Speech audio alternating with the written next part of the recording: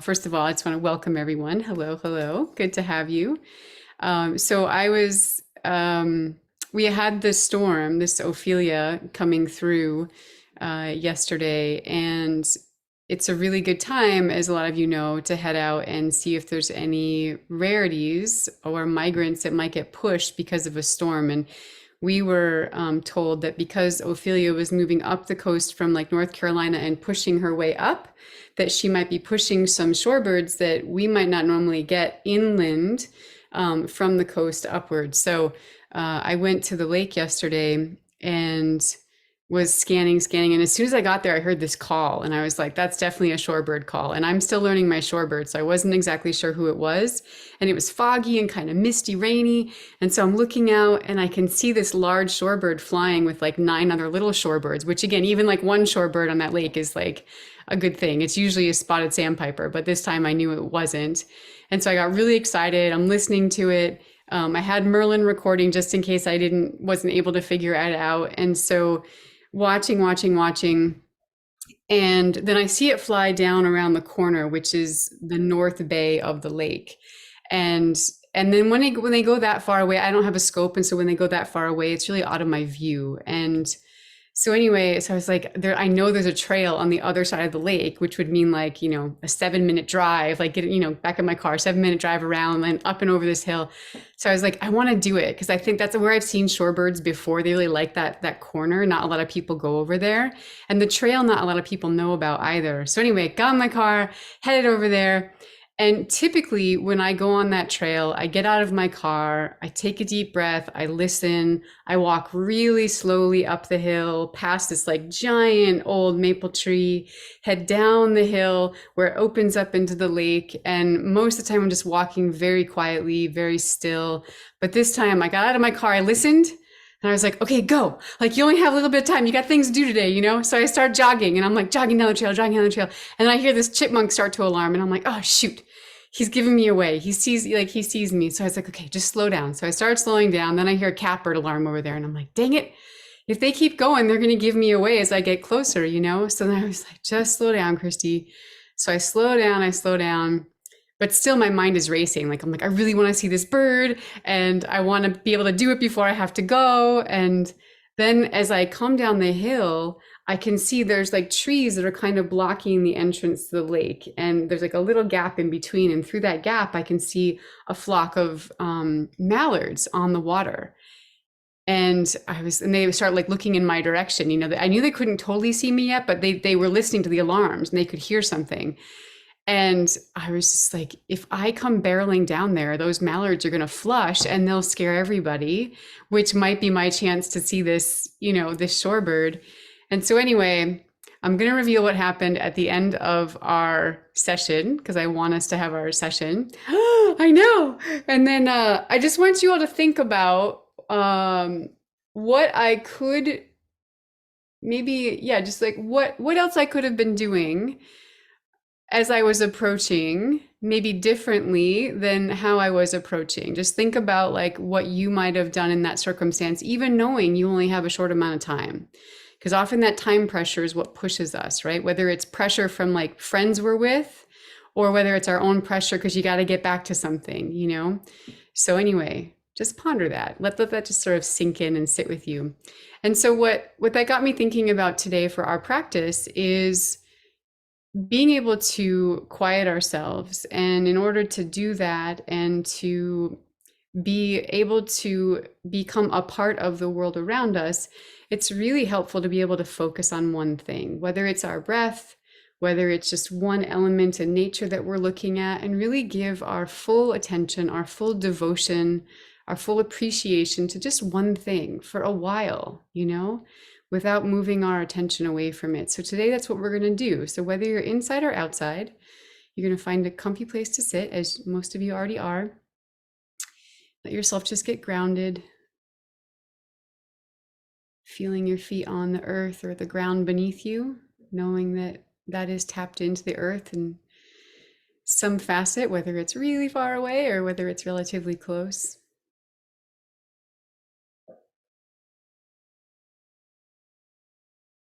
And just noticing what your connection is like this morning.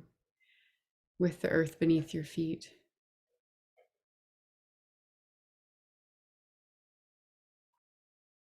And then as you start to feel that move through your body, begin to tap into your own breath. Maybe your breath is a little racy after my story. Maybe it's nice and calm and steady already. And just see if you can follow your breath in and out for a couple cycles.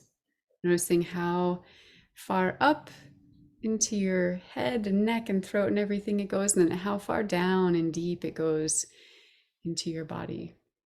And just travel with your breath.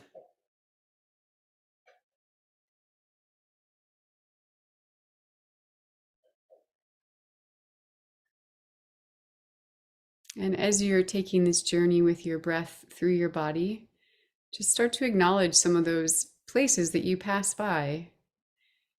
Maybe your breath is taking you past your elbows and your fingertips, maybe past your knees and your hips. Just acknowledge those places, noticing what they're feeling like this morning,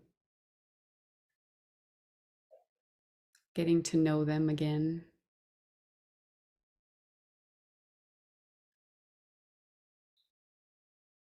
Some of them might be a bit more vociferous than others.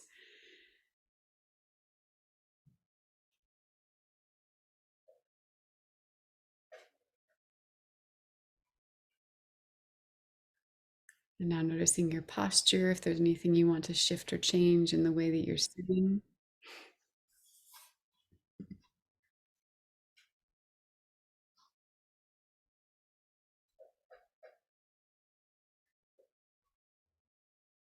And then listening for your heartbeat.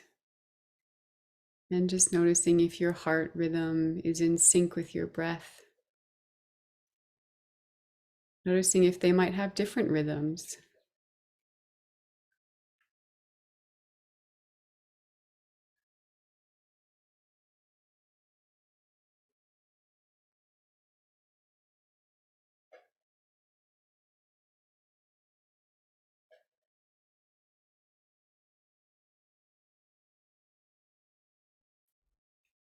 Good work.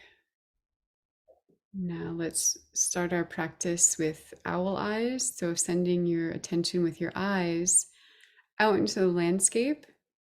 And most of you at this point know the drill with this, but for those who don't, you're going to send your attention with your eyes forward and finding a point off in the distance as far as you could possibly see. Let your eyes focus on that one point, just giving that point some attention for a minute. And then, as if there were little droplets of water or a droplet of water in a pond, and you see the ripples extending outward from that one point, allow your vision just to soften as those ripples extend further and further and further outward from that central point. But don't change your vision yet. Still keep looking forward. And just let yourself take in everything right now, letting it become nice and soft. Noticing the subtle movements and maybe some of the not so subtle movements that are becoming in your awareness right now.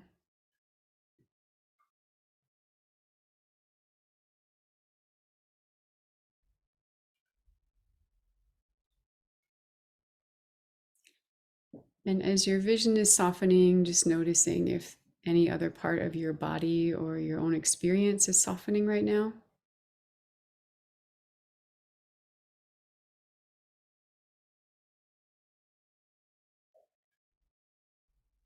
And without turning off your attention to your vision, we're just going to shift a little bit of our focus toward our ears.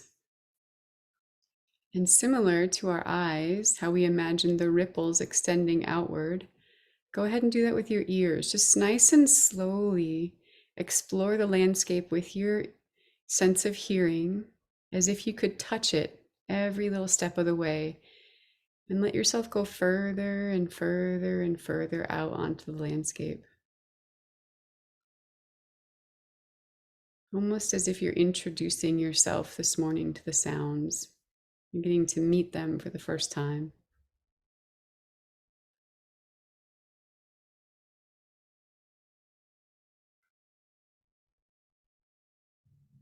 And for those of you who are inside, you can introduce yourself to the sounds that are in your living environment closest to you. And then when you get to the walls, see if you're able to push your attention with your ears beyond the walls to outside.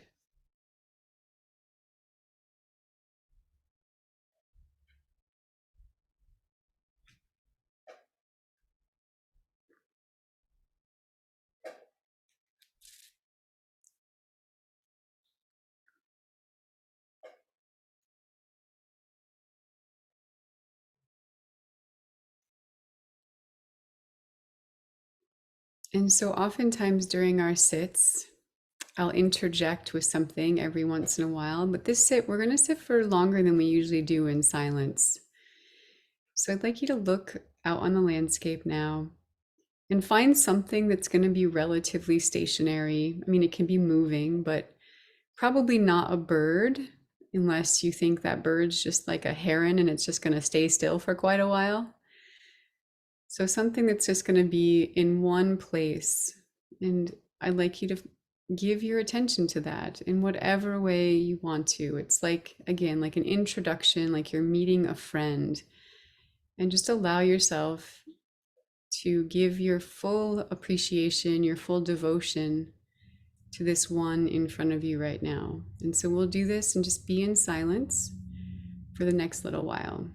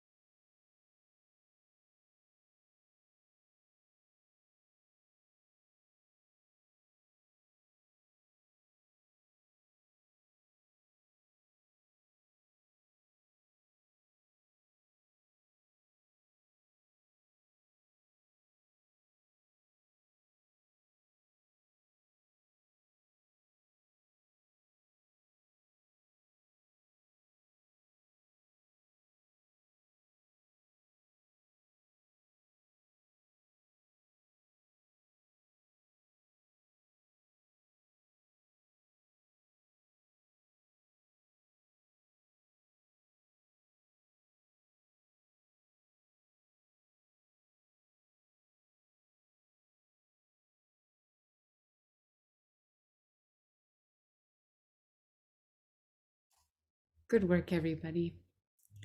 So what we can do is add one more layer in right now. You can continue simply to keep looking and giving your attention to that one you were looking at before.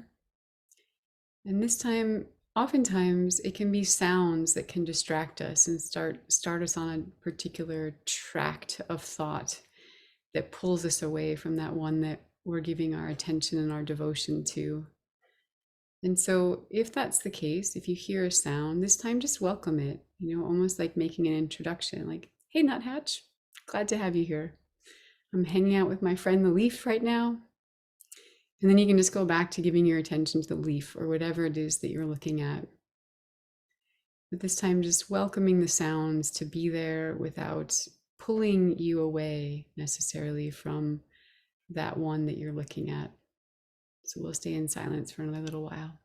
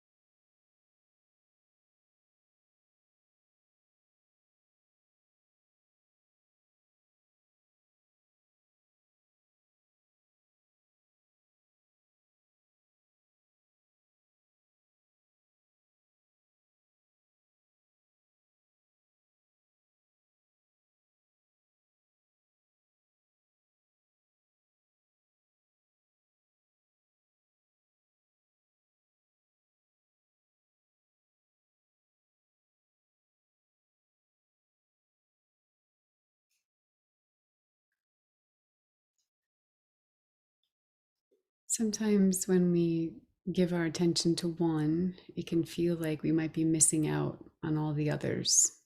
Like maybe we're missing something if we just focus on this one.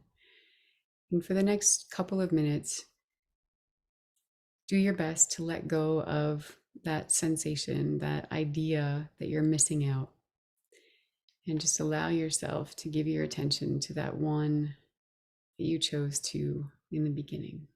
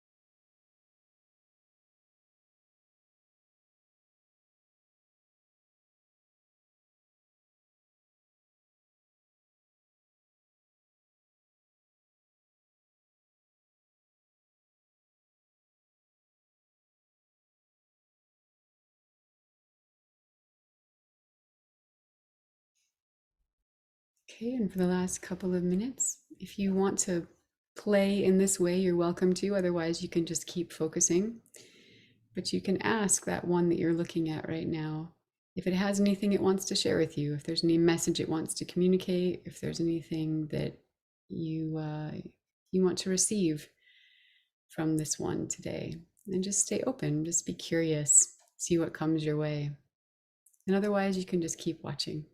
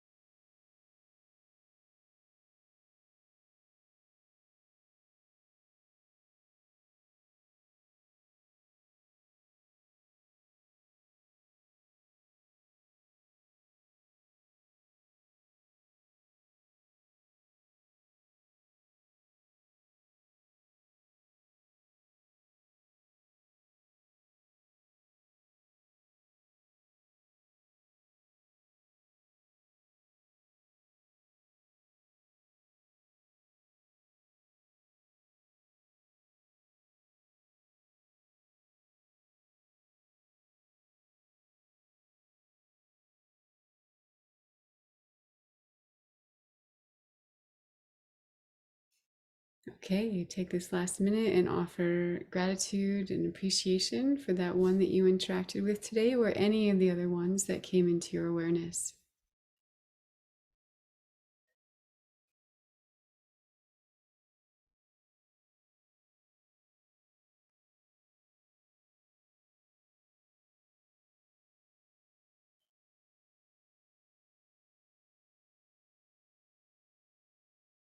All right. So if you need to go, you're welcome to head out. Thank you for coming. And if you'd like to stay for our chat, please do so. So I'll open it up first to folks who have something that they'd like to share from our morning practice, anything that was revealed to you, anything that came to you from just what it was like to sit and give your attention, your affection and devotion to one thing today. And then I'll share the rest of my story after that. So if you'd like to share, just go ahead and put your hand up.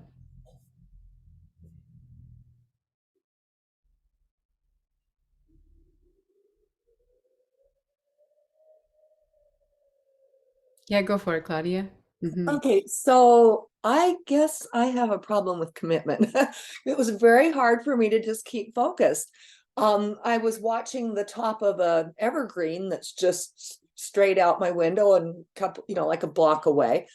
And I frequently just it has like do they call them candles? One candle that sticks up on the very top. Oh, sure, yeah.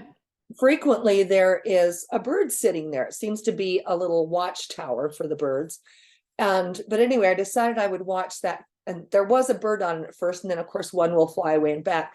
But I was surprised when I started watching how many birds were up in there. I think maybe they were feeding on the cones. Uh-huh. And they're big clusters of cones just right up there at the top. Um, but anyway, so I just realized that, yeah, there's so many birds in there that I just didn't even notice, but as they were flying in and out.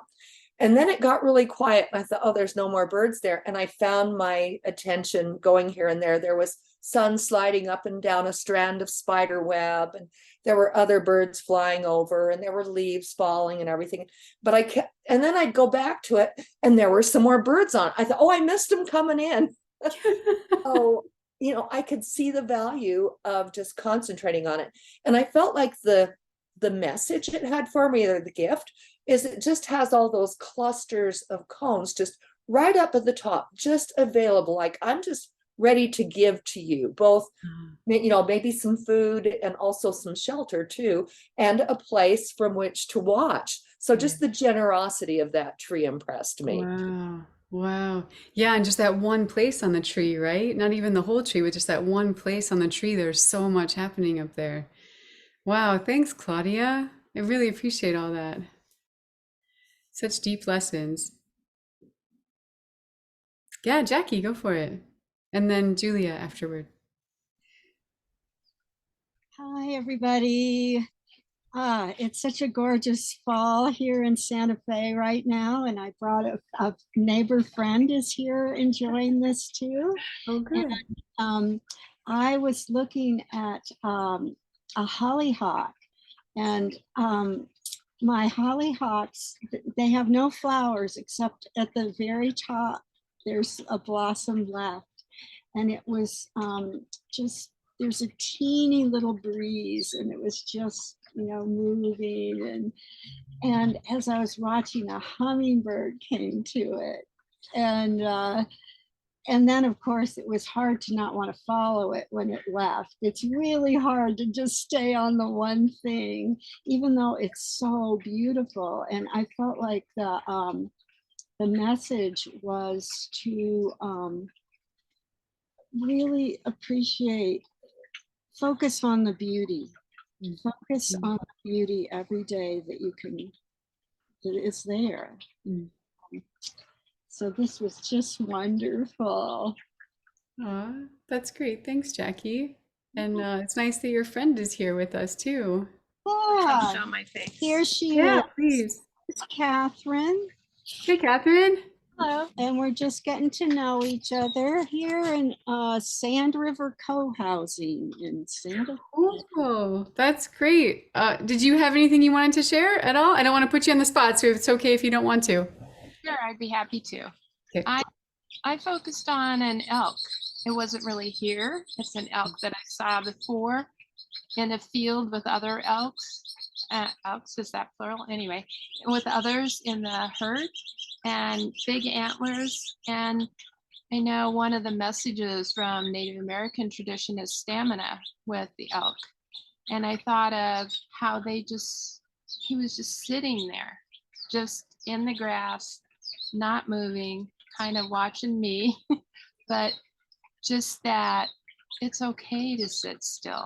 It's actually needed to sit still in order to have that stamina when I need it to be able to run or to. Another thing I know about elks is the bugling, and it's like shouting about with joy what I can do and what I can bring. And so those were a couple of lessons that came to me with the elk. Thank you. Mm. This is great. Yeah, yeah, thank you. Thank you. I really love that the idea that in order to have the stamina, you have to sit still. You have to take the time just to like digest, let everything process. And then you'll have that, because we often think of like the elk, the strong elk, and maybe they're running or they're moving or they're feeding, whatever, but they're often like in our minds, this like strong being. And it's important to remember that it's not always just like the running elk or the fighting elk, right? It's like sometimes the sitting still elk, oftentimes the sitting still elk, right? Yeah. Thank you so much. Glad to have you. Thank you. It's very Yeah. nice. Uh-huh. Julia, you had your hand up after. Yeah. So I was focusing, I have a flower bed in front of me, and I was focusing on some abelia that are blooming, the butterflies are liking, and it's a nice cluster of that. And I don't know why this came to me. It came actually just before you asked us to be open to it. But I thought of the teaching from the Tao that in an acorn is the whole ecosystem of the oak tree and the squirrel, and all of any one of the parts contains the whole.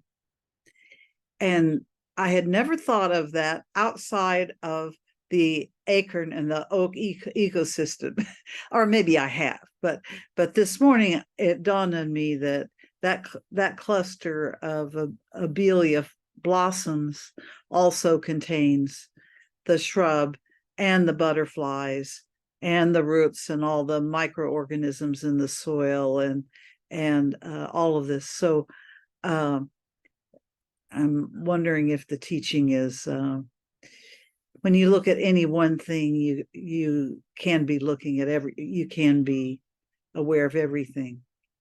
So anyway, I've got some milkweed ahead of me, and there's a monarch. The monarchs are migrating, and so I'm thinking, which one of those varieties do you like best? And so I'm doing a little study right now.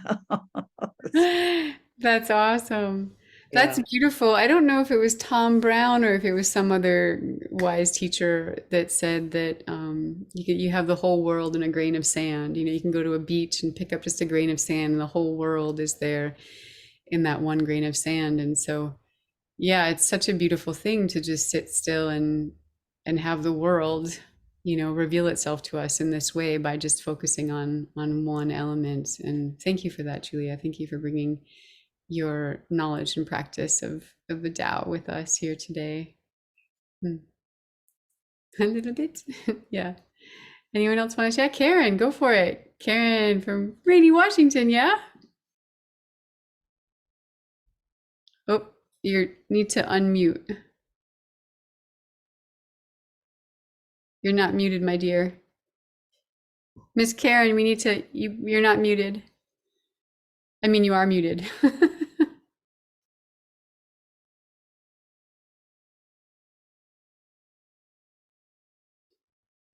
She might be on her phone. I said, I know sometimes it's hard to find the mute button on your phone. Yeah, I don't know where it is. It's okay. We can go to someone else and then come back to you. So once you find your unmute button, you can let us know. Anyone else Della, did you want to share anything this morning, or no? You don't have to. I just know sometimes you like to.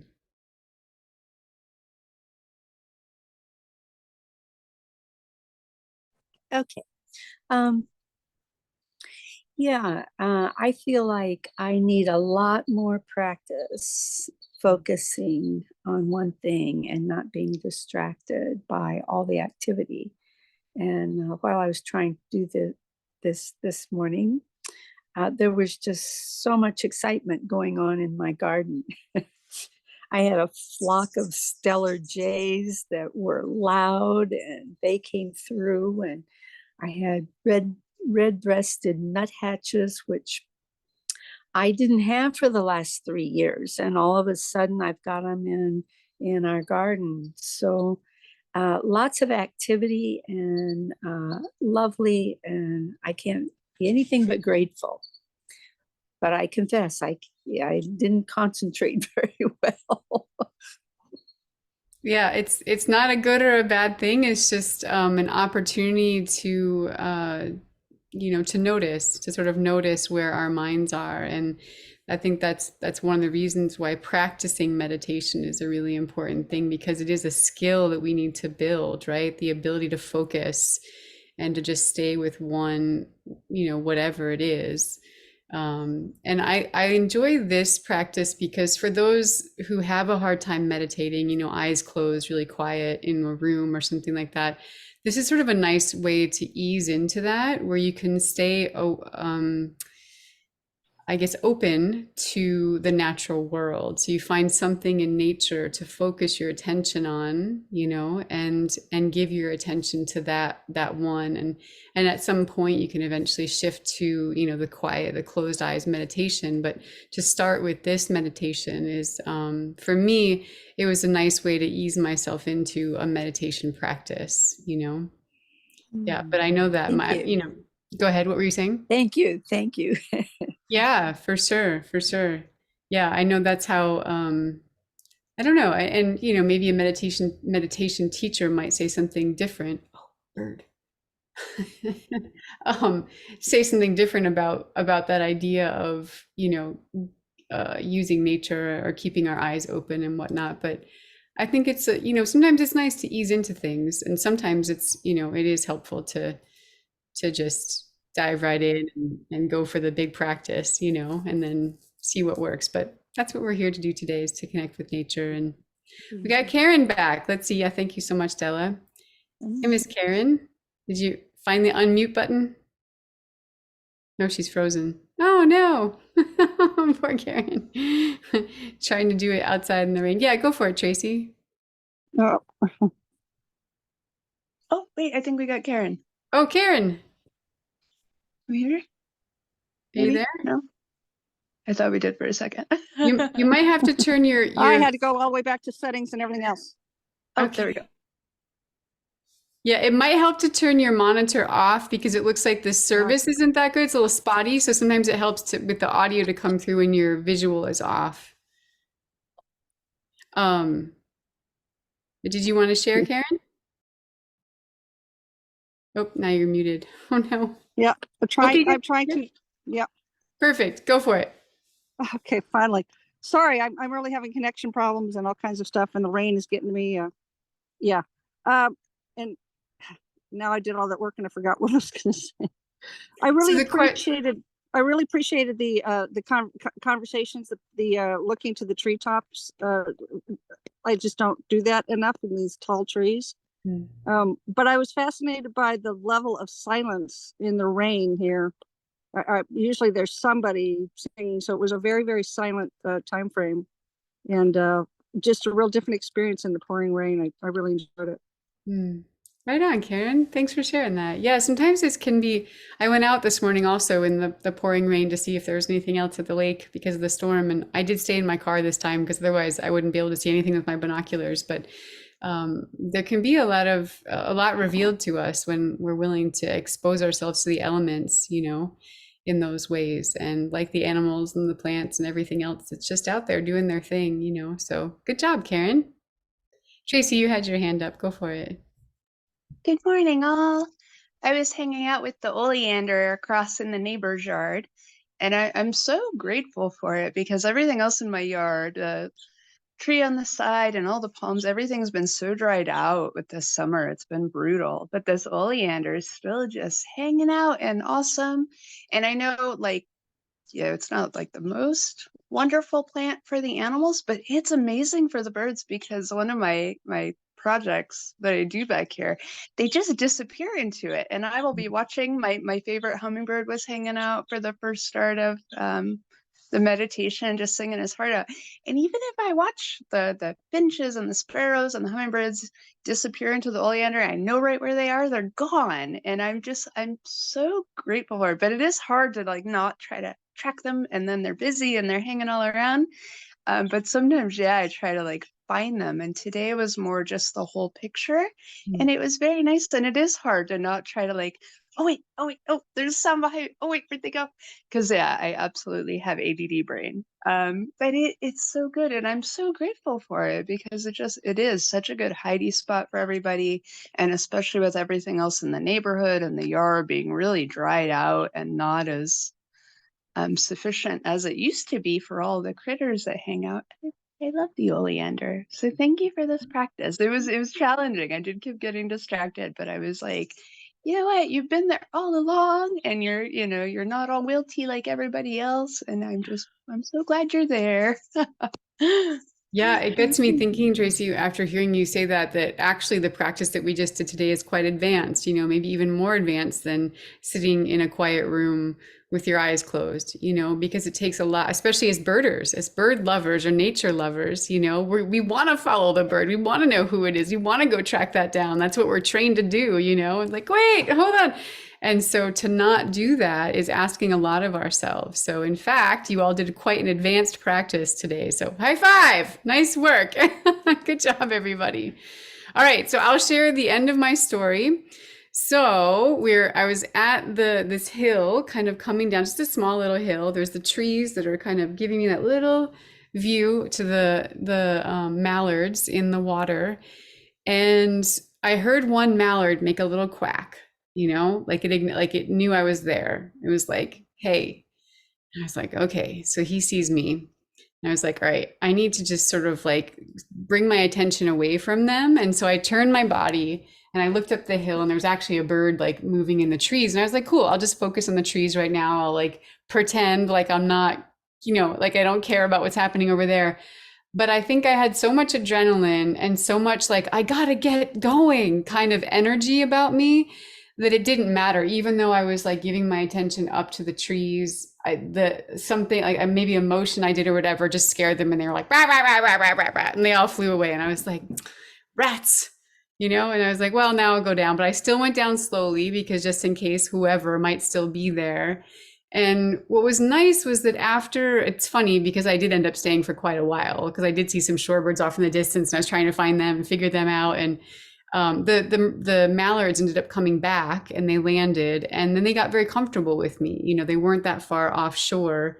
And I think there's definitely a few things I could have done differently about my approach to the water if I really wanted to approach in a way where the mallards wouldn't have been scared away, where they would have just allowed me to be a part, because they did. They allowed me to sort of be next to them after a while, after I was sitting still and there by the water. So it wasn't just me they were scared of, right? It was something about how I was being when I first approached, rather than just me as who I was. So I'm curious what you all think. Like, what else could I have done differently in my approach to the water? What would you have done? Or looking back now, what advice could you give me, knowing all the practices we've done over the last many months? It's okay. I'll take your feedback. I'm opening myself up to it. It's sort of in a game for all of us to learn, just sort of playing. Like, what else would you have done differently if you didn't want to scare the mallards? Yeah, Tracy, go for it, and then Claudia. Mm-hmm. Fox walk. Fox I walk. didn't think about it. I kept wanting to call it coyote walk. And kind of like center yourself and slow your breathing like we do at the beginning beforehand. I had to remember that yesterday. We were at the park for an Audubon walk trying to find, and we did a green striped towhee, I think. It was really cool with his punk rock hair. But yeah, everyone's like, hustle, right. We're gonna okay, he's down this way. We're gonna, 12 people with their binoculars and cameras.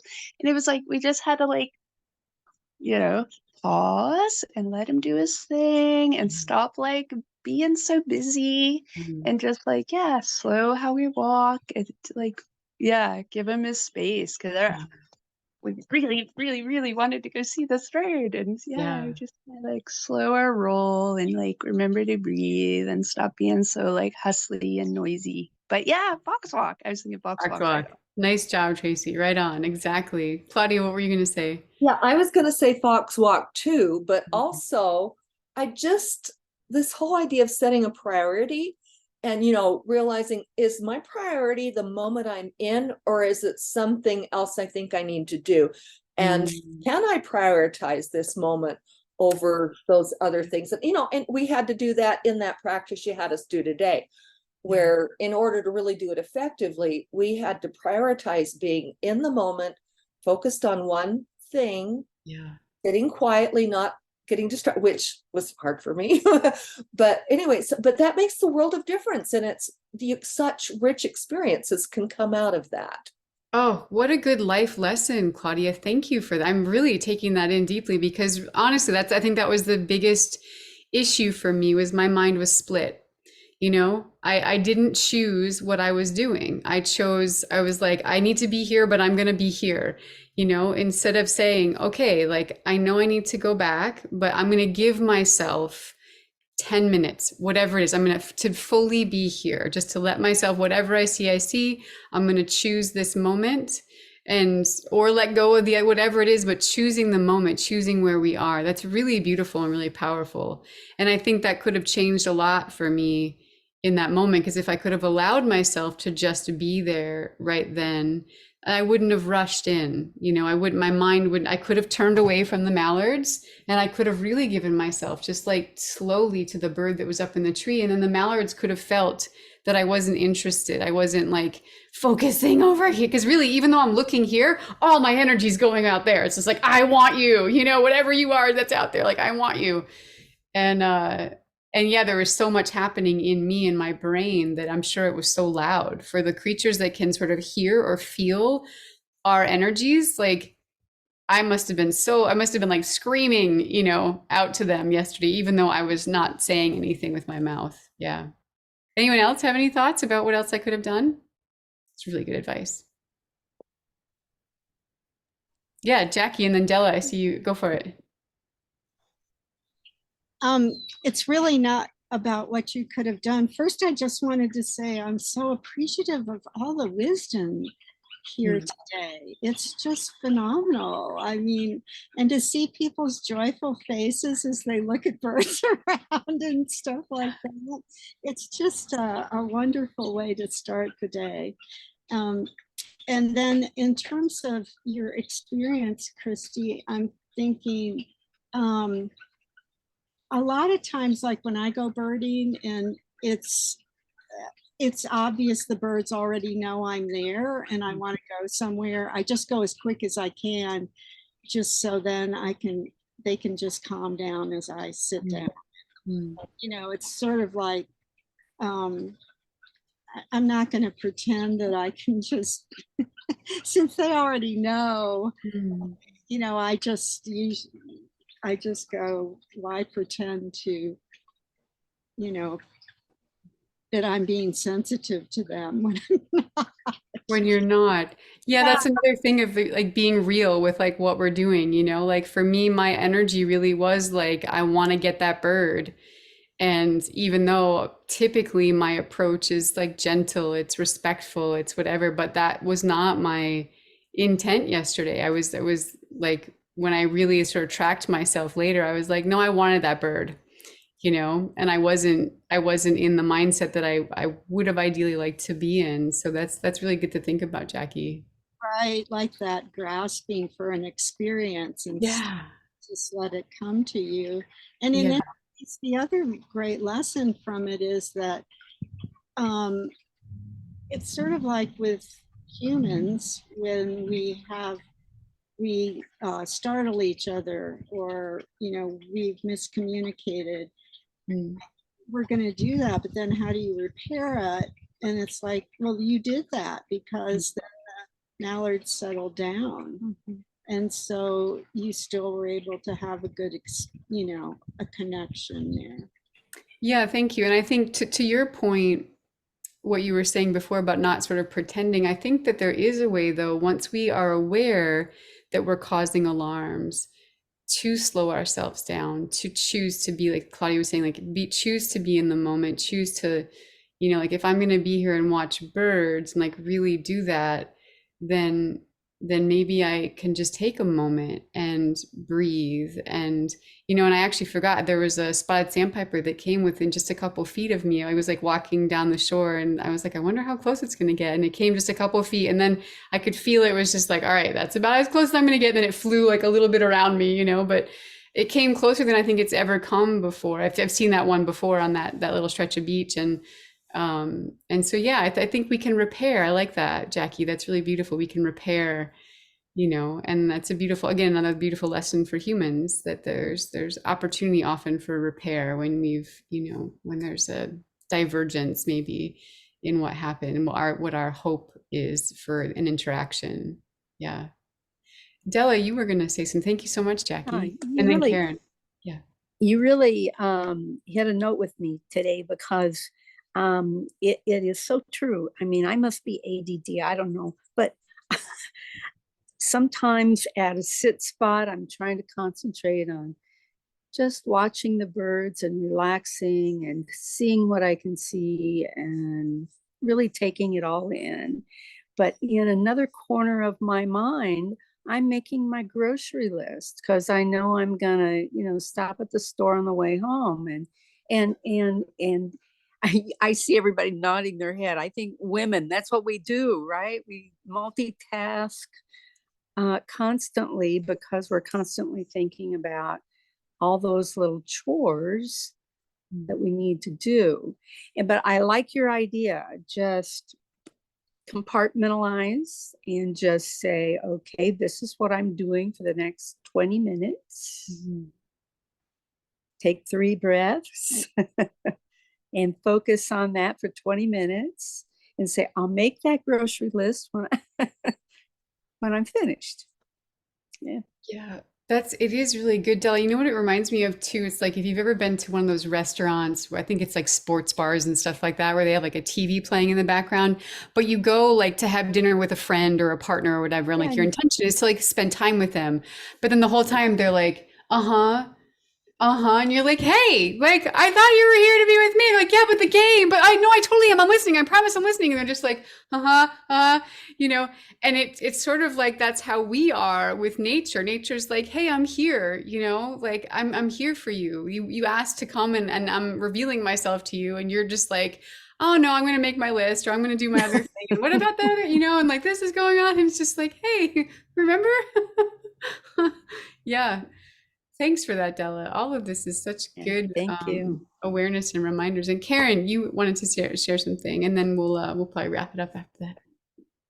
Yeah, just real quick. I clearly was having connection problems, and I had to unfortunately move twice during that, just to try to stay in here. But so I had my sit spot pretty well set. But then when I moved, I found out where all the birds are. So thank you. Oh, perfect. That's great. Nice job. I love that you're finding your way out there in Washington. Karen's doing a program with the Wilderness Awareness School. It's a place where a school I used to work at about 20 years ago or so. And she's doing their year-long adult program, which is a really, really, really powerful thing to do. And so she's giving her next 9 months to this program, and they spend a lot of time outside. So good work, Karen. High five to you. And yeah, thank you everybody for all of your wisdom today and all of your sharing and your vulnerability, willing to just go there. And thanks for hearing my story. And yeah, let's just keep playing like this together and just seeing where it takes us. So have a beautiful rest of your week. Oh, I did want to say, I'm going to be on the road next week. So we won't have a session next week, but we will pick it up right after that, the following week. So yeah, I will do my best to stop the reminder from coming out, but it might still come out, but just ignore it if it does. Just know that there's going to be no session. And like I said, I'll do my best to stop the reminder from coming and send everybody a message, but just in case I don't, and thank you for the safe travels. Yeah. Thanks everybody. So see you in a couple weeks. And thanks for joining us today. Travel safe. All right. Bye, everybody. See you.